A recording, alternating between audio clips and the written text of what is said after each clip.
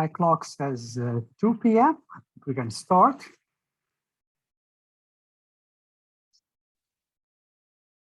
Okay, so welcome everyone. On behalf of the Center for Urban Language Teaching Research at Georgia State University, I would welcome you to the 7th Annual World Languages Week. CULTR, as the center is known, is one of 16 federally funded Title VI language resource centers in the United States. So we're very proud of that.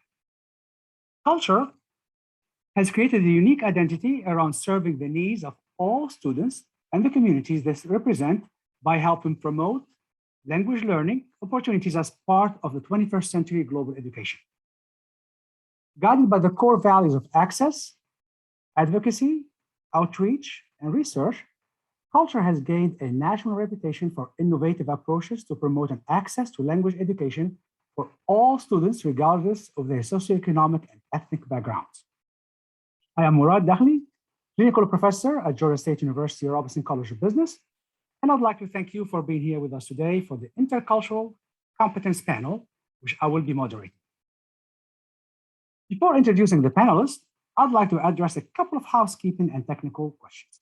First, I would like to remind everyone that all panels this week are being recorded and will be available after the event. All attendees will remain muted throughout the entire session. If for some reason your connection is interrupted during the panel discussion, simply rejoin with the same link that you used previously. Our panel discussion of approximately 35 to 40 minutes will be followed by Q&A with you, the attendees. Students may submit questions throughout the course of the discussion and after in the Q&A box. You can see that at the bottom of your screen. If you like questions you see, click the thumbs up icon to promote this question to the top of the list. This panel will end at around 3 p.m. Now, let's go ahead and meet our panelists. I'm going to start with Leslie Gordon, and I'm going to ask Leslie to share a few thoughts with us about what she does and who she is. Thank you. I am Leslie Gordon. I'm the executive director of the Bremen Museum here in Midtown Atlanta. And for 15 years, I directed the Rialto Center for the Arts at Georgia State University, where we focused on presentation of international artists and programming. Welcome. Nice to have you with us. Next, I'm going to ask Sumaya Khalifa to introduce herself. Hello, everyone. It's so wonderful to be here today. I graduated from Georgia State University, so yay, glad to be back, yes. I am the president of Khalifa Consulting, and Khalifa Consulting is a intercultural training, consulting, and coaching based right here in Metro Atlanta, but we work throughout the world. I also run a nonprofit called the Islamic Speakers Bureau of Atlanta, where we build bridges of understanding between different communities here in Atlanta and in Georgia. And I guess I am a bridge builder in whether my professional life or a nonprofit. Welcome. I'm so glad to have you here. Seema, Jane, you are next. Good afternoon, everyone, and greetings from St. Thomas Island today. I do reside in Chicago, but I had a conference here and I was able to join you, so I'm honored to be with all of you. A few times I presented to Georgia State University, so it is an honor to be here again. I am the founder of Seva Global. I had worked for Marriott International for 14 years and decided to launch my own company last August 2020 in the midst of a pandemic, but taking cultural competency to many organizations aside from hospitality. So I just presented here in the island, and we'll be back on Saturday on stateside. So thank you for having me. Seema, thank you, and I'm so jealous. All right. And least but not last, our own Jonathan Putnam. Hello, everyone. My name is Jonathan Putnam. I am an ESL instructor here at the Intensive English program here at Georgia State University. I've been teaching ESL and EFL for the past 10 years or so. Wow, it's been a little bit. I have an undergrad degree in international studies and a master's degree in applied linguistics. And I have taught English in Austria, Mexico, and 5 years in Japan, in addition to the past 4 or 5 years here in Atlanta. I'm very honored to be on this wonderful panel. Thank you for joining me. Great, great. Thank you, Jonathan. So welcome. We have such an eclectic mix of panels here, and so I'm so excited about our discussion. And this is a question I would like everyone to kind of chime in and share some thoughts with us on it. And I'm sure it's an important question for all our guests. In your opinion, what are the 2 to 3 attributes or qualities of intercultural competence or sensitivity? And let me see if I can start and put Leslie on the spot. She can go first. Sure, thank you so much. I think that you have to have a real curiosity about you and a willingness to or desire to learn. I always feel that if you can put yourself in a place that you're not comfortable, it's a fantastic step to increase your understanding of who you are with and where you are. So knowing your place in the world and a healthy curiosity would be what I would say at the top of that list for me. Very nice, very nice. And Sumaya, want to follow up on that? Absolutely. I totally agree with Leslie. A couple more to add to that list include that intercultural understanding is not a soft skill, it's a must skill. Not only working across the world, but working right here, whatever you might be, the world is here. And we have to have, as leaders, we have to have the intercultural skills to be able to navigate and lead diverse teams, whether here or globally or anywhere at all. Also want to add that self-awareness is key, that if a person is not aware of how they come across, and not only that, but how the others are operating from. It's almost like 2 different operating systems at the time, and understanding my own operating system and understanding the other's operating system and being non-judgmental. It's not my culture is the right culture and their culture is the wrong culture. How do I make them be more like me? It is what it is. We figure it out and we figure out ways to bridge that gap. Yeah, thank you, Sumaya. Siva, your thought on the question. Absolutely. Well, first of all, I have a 20-year-old, a junior, who is in college. So I love relating with students every day. She is actually my youngest member, my Gen Z member on my team, and she sheds a lot of great light. So I tell people, get a Gen Z member on your team. They're the best. They're smartest. They know what they're doing. And one thing is, we have to be aware that your generation is going to be 50% people of color, and you are our future workforce. So for companies to be successful, in order for them to operate and interact with people of different backgrounds, it is imperative in today's business world to understand people of different backgrounds and why they think the way they do. So I definitely encourage people that in order to be confident, you have to understand the mindset, whether it's a Jewish guest that you have, a Jewish customer, a Muslim guest, a Chinese or Japanese. Understanding how they think is going to help you rise. And when you lead with the global mindset, when you get out there and graduate and get your first job, it's going to set you apart from others. So keep in mind that you always want to keep increasing your cultural intelligence. Cultural literacy is so easy to do with books and podcasts and movies that are available today. So never stop learning. As the other lady said, you want to keep learning, and success is never final.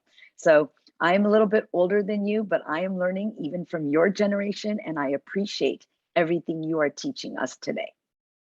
Thank you, Seema. Jonathan, your thought. Yeah, I think honestly, all these panelists have given some fantastic attributes and things that would improve.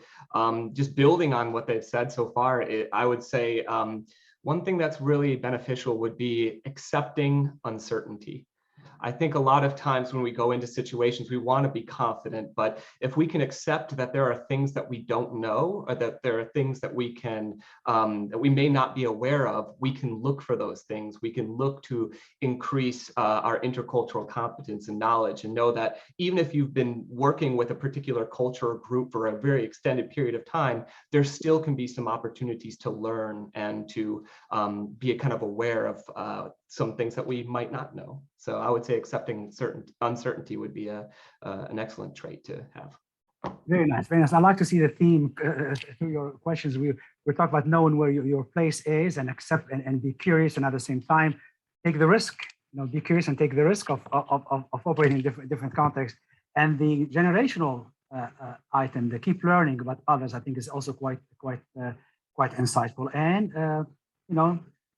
be non-judgmental, be open-minded. So I think those are I think looking at your answers, there are certain themes there. I hope that our guests are able to gather in your discussions. I want this to be a little bit more about your own kind of personal experiences. And I would like for you to describe for us a challenging situation you faced in your professional life where your cultural competence was essential in overcoming the challenge. Let's see who I'm going to put on the spot first here. Jonathan, you are the last to go, so I'm going to make you first to go now. Oh, well, thank you very much. Well, as you guys know, as an ESL instructor, we are often given the very wonderful opportunity to be in a classroom full of cultures from all over the world. And so intercultural competence and can be very, very beneficial. I've had a few challenging situations come up. One was, I remember, was a group project that I had with students from very many different cultures. There was about 4 members, and 3 of them came from kind of individualist cultures that were very, they wanted to express their opinions very quickly and very easily verbally. But I had one student that came from kind of a more collectivist culture that wasn't so outward with their individual opinions. And I kind of noticed as the project was progressing that some of these students, the more outspoken students, felt like the other student wasn't really participating as much. But I knew from my knowledge of this student's cultural background that they were very, very interested, but and I know that they were taking diligent notes and organizing for the group, but they weren't outwardly offering their opinions. So the other group's members thought that they weren't participating. But then I talked with them and I shared with them, I'm like, well, would you please show us what you have, to my more quiet student. And he showed them, and the other students were really amazed at the level of participation that they had had and how well he had organized and was taking notes on all their ideas. So I kind of encouraged the students that saying to ask a little directly from the student, from the more quiet student, to participate or to offer their ideas. And when they asked directly, then the student that was a little bit more quiet was happier to offer their opinions. And so that group project was fantastic. So I was really glad that they were able to get over this kind of barrier there. Very nice, very nice. And I think of the life-changing experience of being kind of eased into the opportunity to participate in a context like that. I'm sure it have an impact on them too. Wonderful. So Maya, would you like to share with us an example? I got a couple of examples, but I'll share one. I'm not sure whether it was intercultural skills or something else. I was doing a training and coaching session for an executive who's moving from Europe to the United States to Atlanta. And he had a really big title, big organization. And I was doing the cultural coaching for him and his spouse. And he was standing with his arms crossed like this and just walking all around me. It was very intimidating. And I said, what in the world do I do with him? And so I tried to be non-judgmental again, keep my cool, and decided that I'm going to keep on keeping on until, the end of the day. And we kept on talking about differences between his culture and the US culture and what he needs to, how to communicate effectively as an executive and a lot of other things within the US cultural context. And all of a sudden, I started discussing the adjustment curve, the cultural adjustment curve. And this grown man, a very, very intimidating man, started crying. And I was just going, what did I do now? I mean, I couldn't show anything, right? And so I was very sympathetic, saying, he said, has anybody ever cried like this before?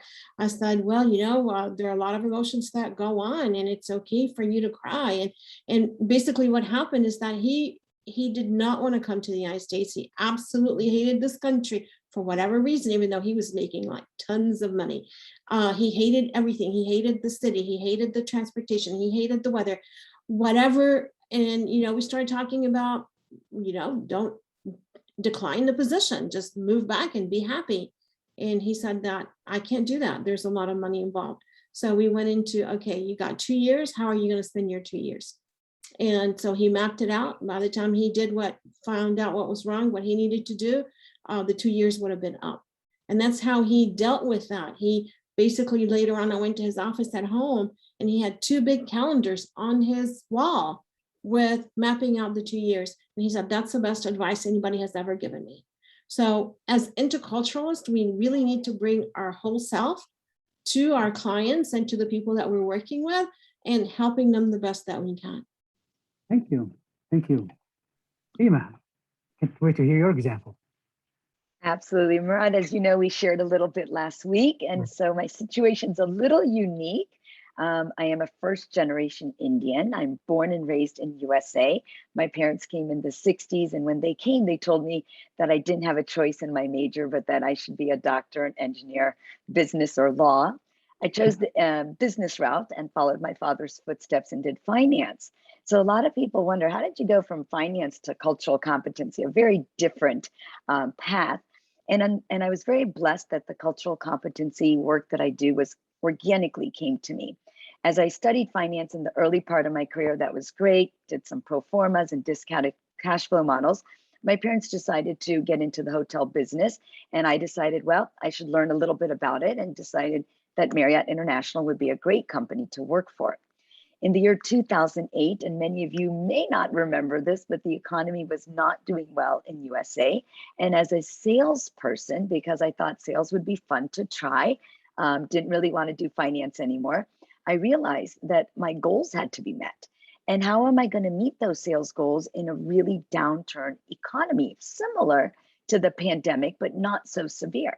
So I realized on my own that if I'm culturally competent with guests of different backgrounds, that I can bring them to my hotels and I could win their hearts by paying attention to their needs that made a difference, respecting the differences that make a difference. So I found a group of travelers that had come from India at a nearby hotel.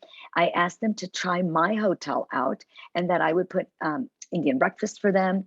I would do Indian TV shows for them. I would do Indian newspapers. And soon they all started coming over to the point that my hotel was sold out, which was a good problem to have in our business. So from that story, we did it with the Chinese market and the Japanese market and learned that the same recipe is there, just different things for different people. It might be miso soup for my Japanese guest. It might be congee porridge for my Chinese guest. But food is definitely a place that you can win someone's heart through their stomach for sure. And I think everybody can agree on that one. So the story went to Marriott International. They created a position for me and I started a program there 8 years ago, where I taught cultures to all the hotel teams. It was a phenomenal experience to learn. And as we have all reiterated to you, learning is key. It is very key to never stop learning, never stop. No matter what age you are, it doesn't make a difference. You'll always, always be learning. And that's the key to being culturally competent as you move forward yourself. So last year, unfortunately, with the pandemic, the industry of hospitality did not do well. And that's where I found the silver lining in the pandemic to launch my own company. So I am fortunate now today, Murad, that I can do this for all industries across and not limited to just hospitality. Wonderful. Nice example. Very nice example. And I believe Leslie is going to share an example with us now. Well, I can basically share in general that when you are in a field that is performance-based, that a lot of times in order to share a culture, the cultural expressions are not always meant to be performed. So that there's a sensitivity that's required and one cannot assume. So I ran a theater with a stage and curtains and backstage, etc. But there were times when I had to explain to the audience what they were about to see. One example was we brought the whirling dervishes from Turkey, and we needed to explain to the audience that this was a religious ceremony that they were being allowed to witness and not something where applause was expected. And in fact, please do not applaud. Another situation was when we brought no plays from Japan. And with the no plays, the stage is set with dirt, covered with dirt, and there is a bridge. And once that bridge is set, no one is allowed on the stage. So to tell a crew who's used to tromping around, dragging cords, and getting on ladders that once this happens, you cannot enter the stage was a real lesson for us all. The moral of the story is assume nothing, because what you think you know, you don't. Fascinating. Thank you. Thank you for sharing those examples. Wonderful, wonderful examples. I'd like to switch the discussion a bit and focus more on what you do on a daily basis and your role. And how do you see intercultural communication play a role in your current position? How does it manifest itself on a day-to-day basis? And for this one, I'm going to go ahead and start with maybe Seema. Thank you, Murad. So being an entrepreneur, it is learning a lot every day myself. It's now been 1 year, learning how to make your own sales calls, learning to do follow-ups, learning to find that next business piece that I'm going to do. So there's never a dull moment in an entrepreneur's world. And my day consists of follow-ups on emails. Where's my pipeline? How am I looking at my revenue for the next year? The beauty of the work is it's all about cultural competency. So everything I do is helping organizations foster the cultural competency and learning to work with people of different backgrounds. The goal is simple. We have 3 goals: increasing their employee engagement, helping drive the sales for their business, and also the guest experience or customer experience. When we are treating people the way they want to be treated, we'll see those numbers increase. And of course, with any organization, it is the right thing to do. Not only does it make good financial sense, but the generation that I am speaking to today, they are looking at companies very differently than maybe I did 30 years ago. In my day, we looked at salary, benefits, compensation. Today, the Gen Z, they are very smart. They are natural entrepreneurs. And what they look for is companies with purpose, companies with great D&I initiatives, of which cultural competency can fall into. They're looking for companies with great sustainability efforts, corporate social responsibility, and more than anything, companies with good purpose and community involvement. So I love that they analyze and look at companies differently, but I think the cultural competency part is a great thing that we all add to that new Gen Z coming through of our future workforce. And I'm very proud of that workforce. I think it's going to be great for America. I think it's going to be terrific to see how they think. And, one fun example is my daughter, when the youngest daughter of mine, she's 20, she's on my team. And I love having a Gen Z, Gen Y, Gen X on my team. And when we started in the pandemic, she goes, "Why do you need business cards? You're not going anywhere. It's all virtual." So she created a QR code for me. She goes, "You just need a QR code." So all the last 5 conferences I've been to, I show this QR code and they're like, "Hey, this is really cool. Like, we should be doing this." But her initiative is sustainability, right? To be green. Why are you spending money on paper? So I love the way this generation thinks, and I applaud them for all of that. Very nice. Thanks, Seema, for sharing that. And I'm going to ask Jonathan to follow up on that question and share with us his take on it. Well, of course,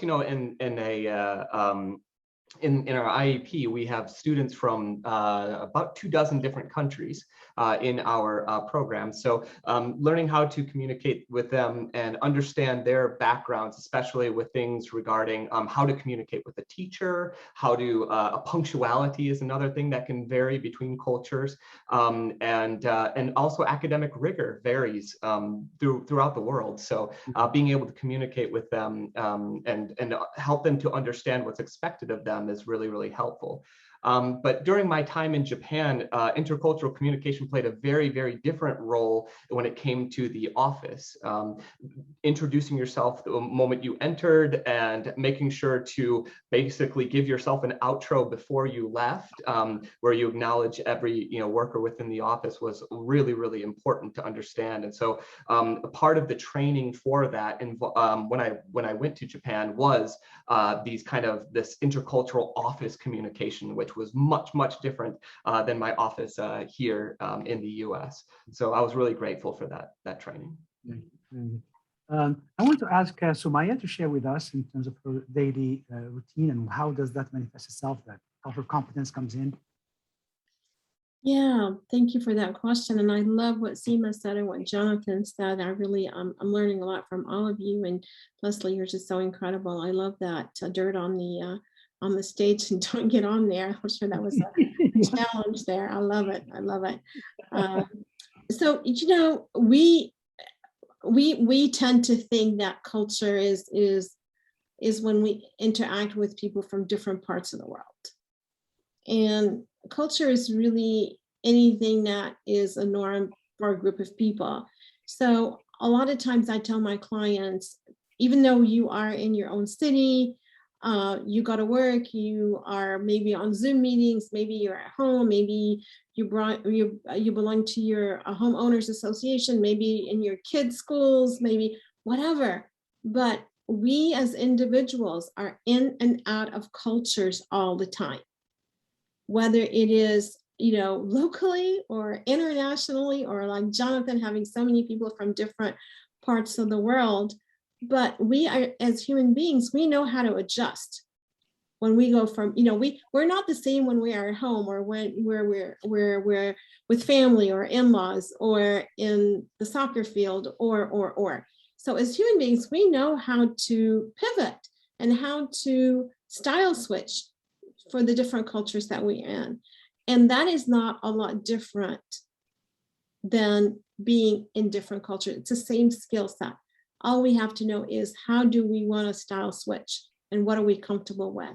And do we want to style switch or not? You know, a lot of times people say, well, people are in this country and I need to adapt to my culture, you know, whatever that is. But is that the right business decision? As Seema said, that's not going to bring people to the hotels. It's not going to bring people to buy my goods. It's not going to, you know, bring people to call up the speakers bureau and say, hey, let's talk, or bring in a speaker. We have to meet people where they're at, or decide to meet middle of the way and create a hybrid culture. But again, this is a skill that we all have, and we just need to sharpen it a little bit. Very nice. Thank you. Thank you for sharing the thoughts. And just remind me, I noticed even my own students that the mentality has changed. One example I remember is when one of my students said, I interviewed with that company, but I did not like their answers.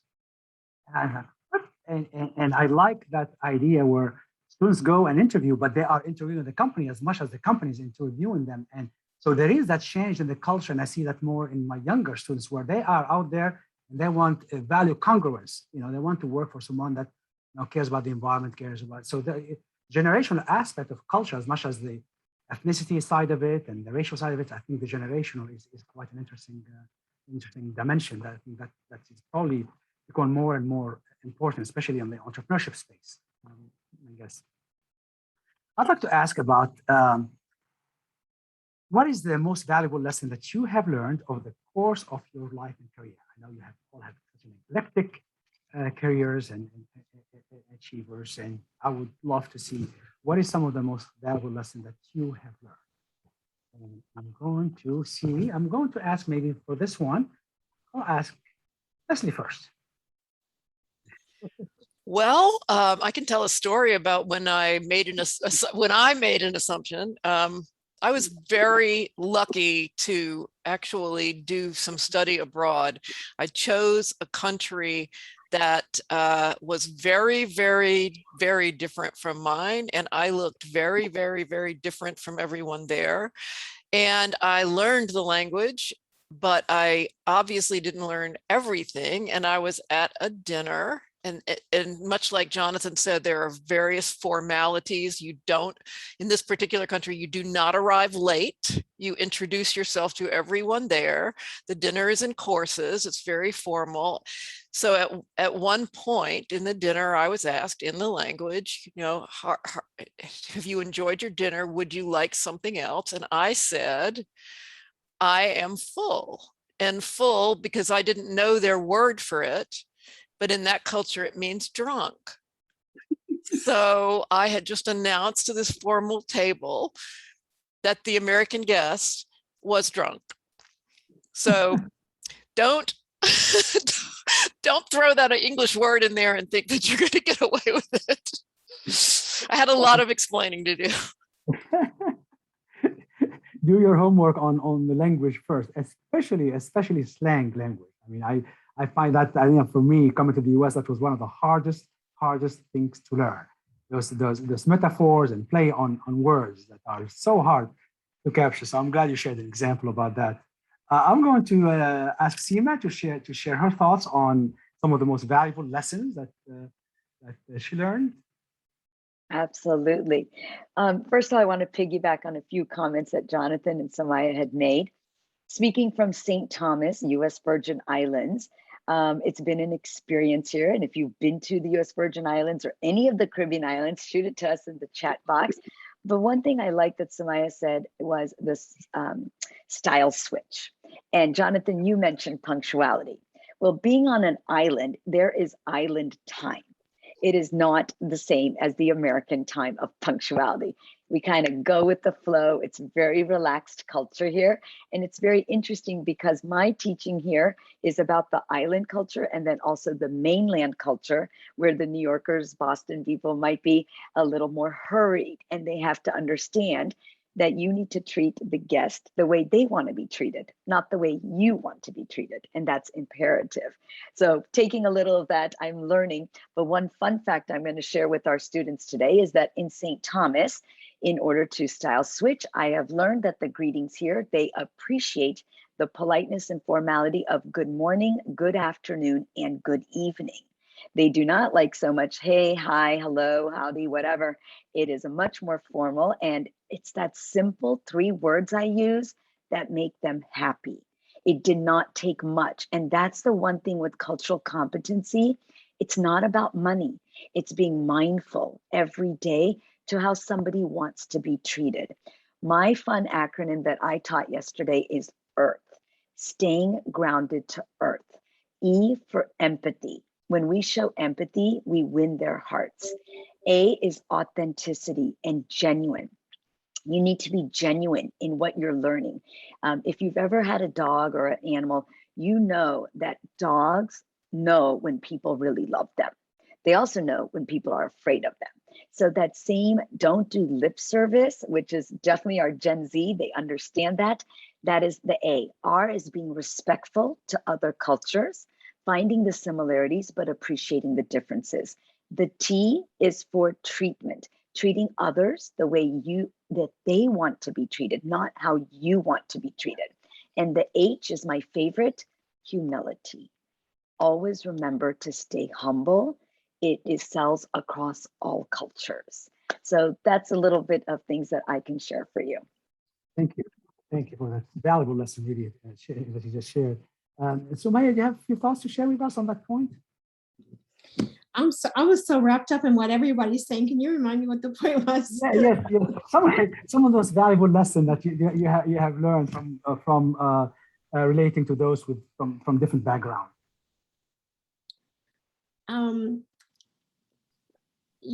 I go back to something that Seema said, and that is there are a lot of similarities, but there are differences as well. A lot of times when we see people, especially in the interfaith work that I do here in Atlanta, when say Muslims and Jews come together, the perception is that they're just so different, right? The perception that people have. But really, when they sit down together and have conversations and get to know about dietary laws, when they get to know about so much, they have much more in common than they have different. And I do believe that, I challenge everyone to find someone who they perceive to be different and have a cup of coffee or lunch or a Zoom meeting or whatever works for you, and just get to know them. Let them tell you their story and you tell them their story, your story. And then it's surprising. It's a very eye-opening experience, I find. Very nice, very nice. And to that thought, I had one of my students who said, thank you for being at Georgia State. In his growing up, he never had the chance to interact with someone who was different.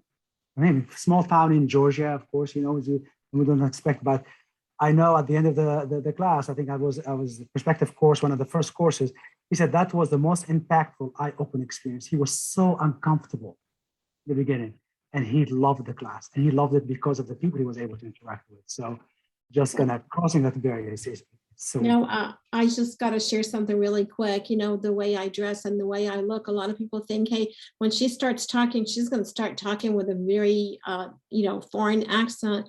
And when they hear me talk, they say, what in the heck just happened, right?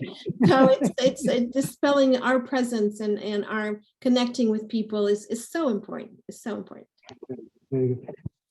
Jonathan, I want to ask you a different question, if you don't mind now. And I think I'm going to love this one. What is your thought about the claim that as English becomes widely spoken, some might think that cultural competency is not as critical as it used to be? Well, Maria, thank you for the question. That statement is actually something that I hear a lot in my field and especially in my profession. But I want us to just consider what language is. Language really, in essence, it's a tool. It's a very, very powerful tool, and it can be used to spread culture, to share knowledge, to solve problems. And really, when it comes to our global community, as it gets smaller and smaller, we're seeing many people from many different cultures adopting English as a lingua franca or a bridge language, not to replace their own cultures, but to communicate with people from other cultures. And more, we're seeing that our individual cultures influence the way that we use this powerful tool. So it's even more imperative and more important now for us to be interculturally competent to understand how we use this tool of language. I'm reminded of an example I had a while back when I was in Japan, and it was about I had a student that was a Japanese businessman, and he was telling me about a miscommunication that he had with an American client. Now, both of these people were both proficient in English, very skilled, but they were talking about a deadline that was coming up, let's say January 10th. And the American client had proposed that idea. Now, the Japanese businessman knew that deadline was going to be impossible. But what he said to the American client was, maybe. You see, to the American client's perspective, when he heard the word maybe, he thought, well, maybe means maybe yes. But to the Japanese client, especially in Japanese culture, when it comes to communication, it's often very indirect, especially when it comes to rejection. We do not want to directly reject. So to my student's perspective and his cultural lens, he had just politely, but very clearly said no. It was a rejection for him. So this example just illustrates that although we may be speaking the same language, we may be speaking different cultures, if that makes sense. Yes, so absolutely. It's really important for us to be interculturally competent. Thank you, thank you. Thoughts on the idea that as English becomes more prominent, lingua franca, then that we might not need, to worry about the concept of cultural competency. Any thoughts on that one? I'm going to leave it open and jump in. Well, I just want to say that people have to understand there are moves on to preserve languages now. And to use English as a bridge language is one thing, because a lot of times now, because everybody can, well, before COVID, people could travel, and there are international business schools now, and a lot of them, no matter what country they're in, provide classes in English. But people are very aware that language is such an intense expression of culture and history that it's so important to preserve and even resurrect, in some cases, some languages that English may be the business language, but it should not ever be replacing other languages. Very, very good. Sumaya, you have a thought on the language component? Yes, I think it is such a false sense of security when people think because people speak English, then where there's no reason for cultural competence. I think it's the absolute worst idea ever. And compounded with that, if they go to different parts of the world and they see a McDonald's, for instance, or see people wearing a Gap t-shirt, they say, hey, they're just as American as me, or what have you. But it is so not true. Let me give you an example. An example was I was attending a session where a Gulf country was here doing a major event, and it was the U.S. and the Gulf country together putting this, and there was the Minister of Education and the Minister of Health, and the Minister of Health stood up to tell people how wonderful the Minister of Education was, and he started talking about all the wonderful things that he's done, and he says, bottom line, he's a child lover. That's the English words he used, right? And all the Americans in the audience were going, what? He shouldn't be here. He should be behind, bars somewhere. But he was using English. And so we got to be very careful assuming that because people speak English, then they understand the cultures, etc. One time, the ex-president of Coca-Cola China was sharing with me that the worst employee that he could have is someone who speaks Mandarin, but does not know the culture. So cultural competence is really very important. Very nice. Very good. Very good. Very good. If you guys don't mind, I'm going to move to the question of advice. And I'd like for us to at least finish this first part and then maybe open it up for a question. I see quite a few questions here in the Q&A section. And what advice you can give young rising students, like people attending this session today, to ensure success in a culturally different setting? Might be some things you mentioned before, but I think it's very important that kind of reinforce that thought. And I'm going to start with Seema here. Thank you, Murad. So I gave a few bits of advice, and one I would definitely encourage, having 3 grown children myself, helping them get into the global world, is that to ensure that the network you create does not look like you all the time. To keep your mentors different, to keep your friend circle different, to make sure that your colleagues, anybody you interact with, should be different, because the more diverse your network is, that's when you start to win. Whether it's in a business setting, you learn different perspectives and you learn to appreciate those lenses. Like Jonathan said, or I'm so sorry which panelist said, but like somebody didn't speak up because in their culture, I think it was Jonathan, you don't, but you learn to work together and everybody brings something different to the table. So I think it's imperative that you look at your network, not only from different men, women, genders, whatever, you look at it from Gen X, Y, Z, matures. My network is age 18 to 75, 80. I keep a strong LinkedIn network of many generations because I think everybody has something unique to offer. I also keep a network of different races, religions, ethnicities, and then of course, genders as well. So having a very diverse network, I think will help you in the world moving because you have somebody to tap on to say, hey, I'm looking at this company name. When I created my company, I had to look at the word seva. Even though it's a Sanskrit word that means the act of selfless service, I wanted to make sure it did not have a negative connotation in other cultures as well. So just something to think, diverse network. Thank you. Thank you.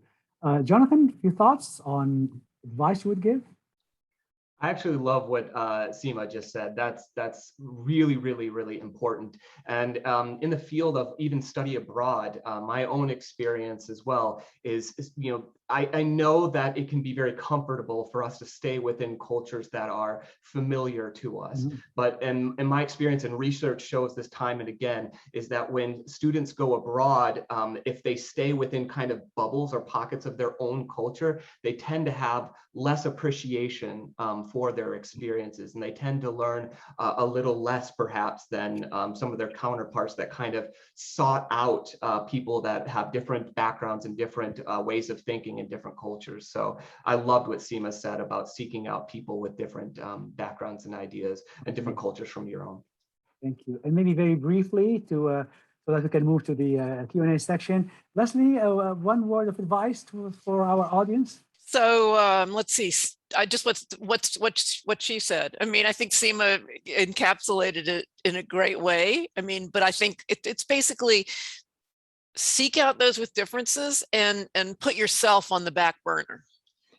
Very nice. Very nice. Thank you. Sumaya. Same.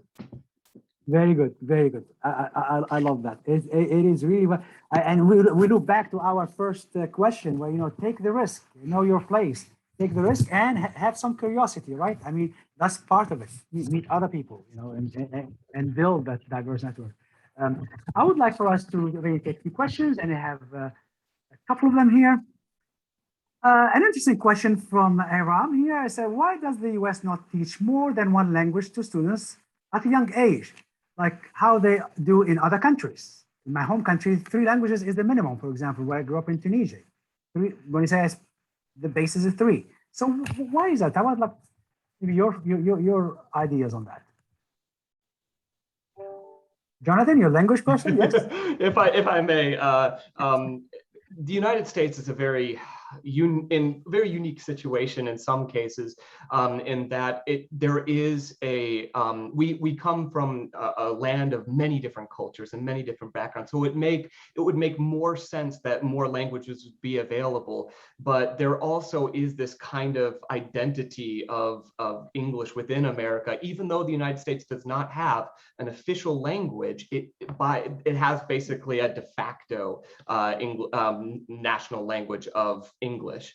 And so when it comes to language instruction within schools, it really just depends on from county to county, from school to school, from state to state. And what we're also seeing as well is there's actually a resistance movement to this called the English only movement in the United States, and it is damaging.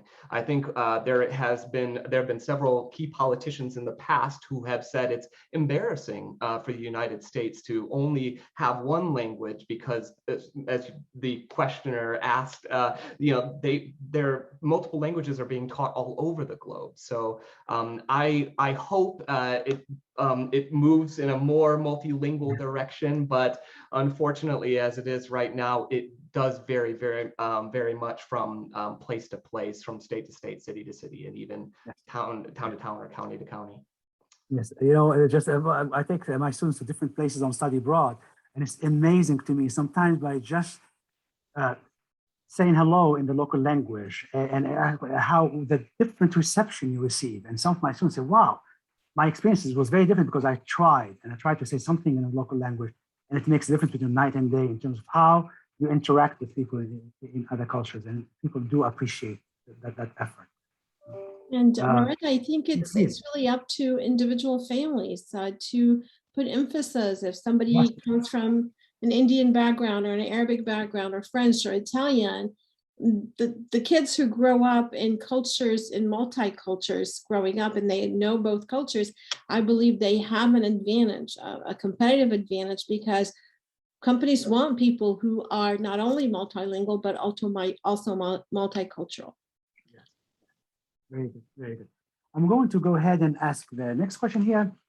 And maybe Seema would like to take the first stab at this one. How do you advise companies to balance priorities that Gen Z has for their work with the daily company needs, like return on asset, return on equity, and other performance indicators? So how do you balance it too?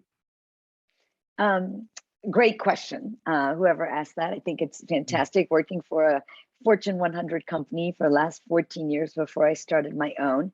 I think it's very important that when you're seeking companies and you are looking and doing that phenomenal research that you do, to talk to people in the company to see what that work-family balance also looks like, and know what you're getting into. So do a lot of research on that as well.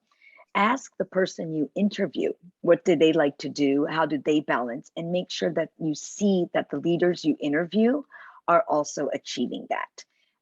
My husband works for a company that you might have heard of called Amazon. Maybe you order a package from there once in a while, but it's a very tough culture to work for, but he knew that getting in.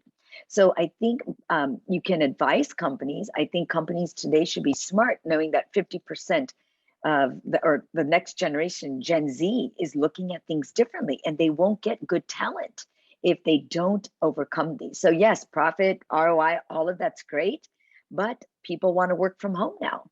People are ready for that. The pandemic has changed our world. Not everybody wants to go to the office. Truthfully, a lot of people are more productive working from home. And I think companies need to respect that. So asking questions like, do you allow work from home lifestyle, or how many days do I need to go in? What do you do to promote, take care of your employees? What do you do? Do you have programs out there? Find those things out. Talk to people within the company before you accept anything, to make sure that the company walks the talk. And that is key. I'll be honest, after being with the company 14 years, I used to schedule yoga from 11:30 to 1. And when my boss said, I have a meeting, can you come? I said, it's me time and I'm going to go to my yoga class. I will be a better associate for you if I can do this. And if it was not a dire meeting, he's like, go do it. He knew that if I took care of myself, I'm a much better associate for the company. In 14 years, I didn't have a sick day. So I think that says something about the money you save and different ways of talent retention, talent acquisition, things like that. So I definitely think do your homework, know what you're doing, and suggest to companies, what do you do? Take the risk and be bold, and be bold. Thank you. Thank you.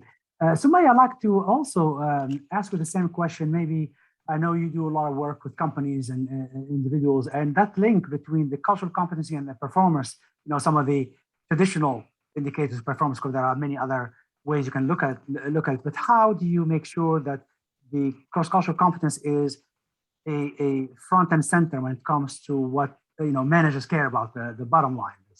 Right. Yes. So it's really important in the interview process for both the company and the candidate to do their due diligence and to understand what are the details, whatever's important to the candidate as well as the company, to do a realistic job preview. Is this something that's a fit for me? Is this something that I could live with? What are my priorities in life? Do they value that? And doing the due diligence and asking people who work there, maybe Google, do a Google alert about the company and do whatever searches you can and interview people. And again, that is so important, both for the company and for the candidate, because it costs companies a lot of money to be able to recruit and hire people. And if it's not a fit, then there's a lot of money lost. So all around, that is a best practice to do. Very nice. Very good. Very good. And I have a couple more questions. If anybody would like to add something to that question, please jump in. I have want to make sure I do justice. Quite a few questions here. This question is for Leslie, and I would love to have others also chime in here later. What was the most memorable act for you during your time at the Rialto? Which performance taught you most about intercultural competence? Boy, that is, wow, 15 years of presenting international artists. Okay, let's see. Well, I'll tell you one that was pretty incredible experience. I worked with a program called the Nile Project, and it started as a sort of diplomacy attempt, talking about how to share the resources of the Nile up and down the Nile, and the producer had the brilliant idea, well, why don't we share musical traditions up and down the Nile? We can talk all we want about the water sharing, but let's share musical traditions. So we were lucky enough to present this group at the beginning of their tour, and they were in residence for a week in Athens because they didn't even know each other. I mean, so I got to go over and spend a day with them as they were rehearsing, and it was so fascinating because they were like, okay, if you speak French, you get on this side of the room, and those of you who speak Arabic get on this side of the room, and so that they could trade back and forth what they were learning from each other and what they were sharing. Of course, the project, I mean, the product was incredible, but I mean, they found similarities within their own cultures that they hadn't had an opportunity to even know about. So one of my favorites. Wonderful example. Thank you for sharing. I have one here for Sumaya specifically. Actually, it said, what are some of the unique challenges that exist in helping your clients with interfaith competence? How can high school students work towards bridging the gap as they move into the workplace? Oh, that's an excellent question. Thank you so much. In the U.S. workplace, three things you don't talk about. One of them is religion, right? But religion is part of who each and every one is. And a lot of times workplaces say, bring your whole self to work. But by the way, leave your religion at the doorsteps, right? Don't bring it in. And that brings an issue there. But if they do bring religion into the workplace, it needs to be framed in a way that really adds value to the organization. It needs to be a place where people find out about each other, be able to work together, understand each other, and also validate each other. And there's a movement about bringing religion back into the workplace through DEI work. And just as simple as maybe having a calendar in the workplace with all the different holidays, et cetera, that people are observing. What can high school students do to prepare for that is do that kind of work now. Get to know people who are different from a faith perspective or from, a cultural perspective, and build that competence within yourself to be comfortable with those who are different. And that's going to be carried all the way through into your adult life, into your work life. One of the things that I think helped me do what I'm doing right now is when I was born in Egypt and spent the first 10 or so years there, I went to a French Catholic school. And so I was a Muslim and I was raised in a French Catholic school. And I believe that gave me the skill sets needed from a very early age to be able to talk to people who are different. So don't ever underestimate yourself and your experiences. Very nice, very nice, very good example. I wanted to save this example for last. We have a few minutes left. And what is your funniest memory around intercultural misunderstanding that did not include shaming or insulting anyone? So we are asking you now to be funny and putting you on the spot. and I'm going, Jonathan, I think has something already that he wants to share. Sorry, this is very lighthearted, but so during my time in Japan, I was dating my now wife. She's Japanese, and on my way home from work, I remember I wanted to surprise her, so I wanted to get her some flowers from the local florist. And so I stopped into the shop and I looked around and I found this beautiful bouquet of yellow flowers.